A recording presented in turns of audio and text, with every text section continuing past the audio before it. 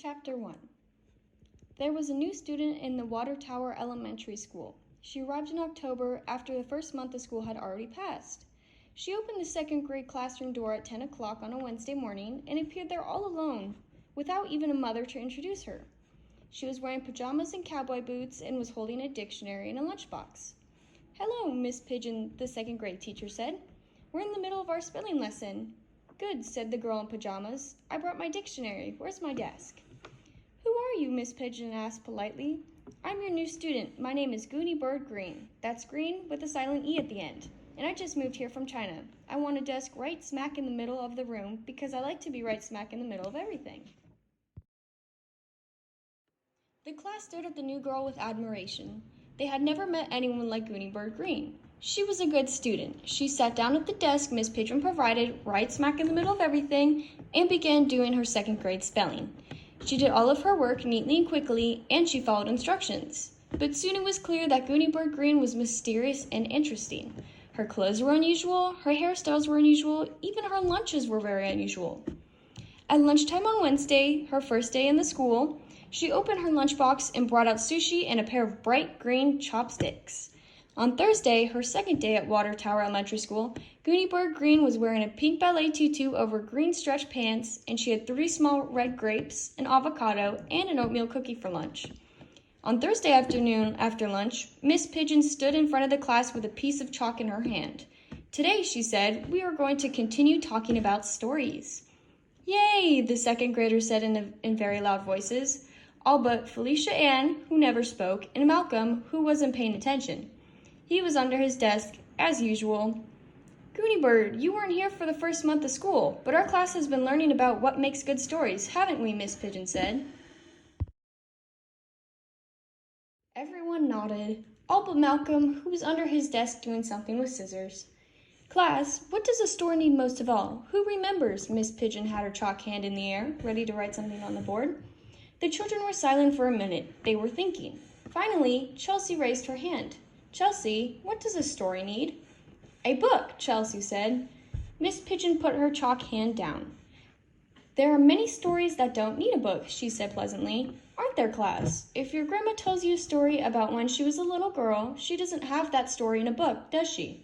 The class stared at her, all but Malcolm, who was still under his desk, and Felicia Ann, who always looked at the floor, never raised her hand and never spoke. Beanie said, "My grandma lives in Boston." Kiko said, "My grandma lives in Honolulu." Ben said loudly, "My grandma lives in Harrisburg, Pennsylvania." Tricia shouted, "My grandma is very rich." "Class," said Miss Pigeon. "Shh." Then, in a quieter voice, she explained, "Another time we will talk about our families. But right now," she stopped talking and looked at Barry Tuckerman. Barry was up on his knees in his seat, and his hand was waving in the air as hard as he could make it wave. "Barry," Miss Pigeon said, "do you have something that you simply have to say, something that cannot possibly wait?" Barry nodded yes. His hand waved. "And what is so important?"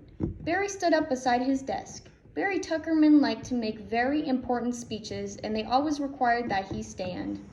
"My grandma," Barry Tuckerman said, "went to jail once.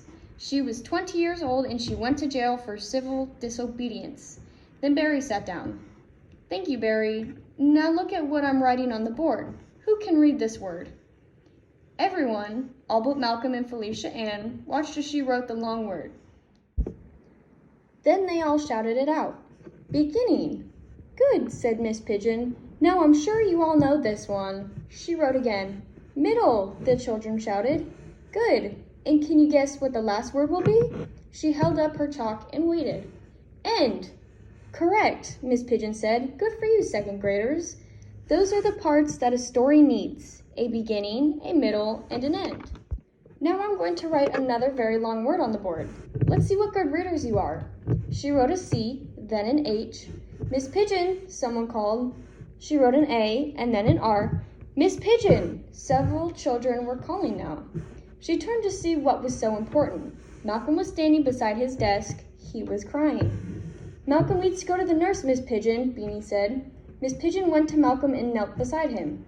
"What's the trouble, Malcolm?" she asked, but he couldn't stop crying. I know," Nicholas said. Nicholas always knew everything, and his desk was beside Malcolm's. Tell me, Nicholas, remember Kiko showed us how to make origami stars? All the second graders reached into their desk and their pockets and their lunchboxes. There were tiny stars everywhere. Kiko had shown them how to make origami stars out of small strips of paper. The stars were very easy to make. The school janitor had complained just last Friday that he was sweeping up hundreds of origami stars. Malcolm put one in his nose, Nicholas said, and now he can't get it out. Is that correct, Malcolm? Miss Pigeon asked. Malcolm nodded and wiped his eyes. Don't sniff, Malcolm. Do not sniff. That is an order. She took his hand and walked with him to the classroom door. She turned to the class. Children, she said, I am going to be gone for exactly 1 minute and 30 seconds while I walk with Malcolm to the nurse's office down the hall. Stay in your seats while I'm gone. Think about the word character. A character is what a story needs. When I come back from the nurse's office, we are going to create a story together. You must choose who the main character will be. Talk among yourselves quietly. Think about interesting characters like Abraham Lincoln or perhaps Christopher Columbus or Babe Ruth, called Ben. Yes, Babe Ruth is a possibility. I'll be right back. Miss Pigeon left the classroom with Malcolm. When she returned 1 minute and 30 seconds later, without Malcolm, the class was waiting. They had been whispering, all but Felicia Ann, who never whispered. Have you chosen? She asked. The class nodded. All of their heads went up and down, except Felicia Ann's, because she always looked at the floor. And your choice is? All of the children, all but Felicia Ann, called out together. Gooney Bird Greene, they called. Miss Pigeon sighed. Class, she said, there are many different kinds of stories. There are stories about imaginary creatures, like Dumbo, Tricia called out. Raise your hand if you want to speak, please, Miss Pigeon said. But yes, Tricia, you are correct. Dumbo is an imaginary character. There are also stories about real people from history, like Christopher Columbus, and she stopped. Barry Tuckerman was waving and waving his hand. Yes, Barry. Do you have something very important to say? Barry Tuckerman stood up. He twisted the bottom of his shirt around and around his fingers. I forget, he said at last. Well, sit back down then, Barry.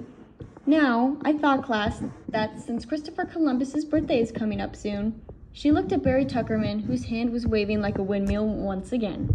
Barry, she said. Barry Tuckerman stood up again. We already know all the stories about Christopher Columbus, he said. We want to hear a true story about Gooney Bird Greene. Yes, Gooney Bird Greene, the class called. Miss Pigeon sighed again. I'm afraid I don't know many facts about Gooney Bird Greene, she said. I know a lot of facts about Christopher Columbus, though. Christopher Columbus was born in... We want Gooney Bird, the class chanted.